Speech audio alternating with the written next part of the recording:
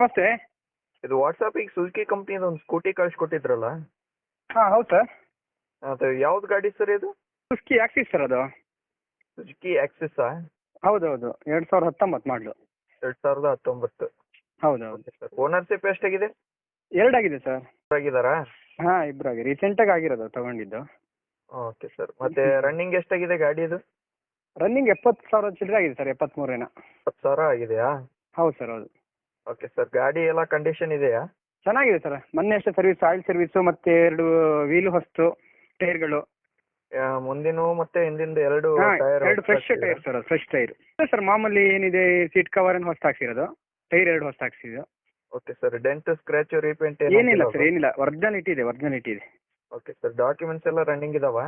ಹೌದು sir, running ಇದೆ, full ಎಲ್ಲ ಅಪ್ ಟು ಡೇಟ್ ಇದೆ. ಮೊನ್ನೆ ಸರ್ವಿಸ್ ಜೊತೆಗೆ ಎಲ್ಲದೂ ಒಟ್ಟಿಗೆ ಮಾಡ್ತೀವಿ. ಎಲ್ಲ ಇದೆ.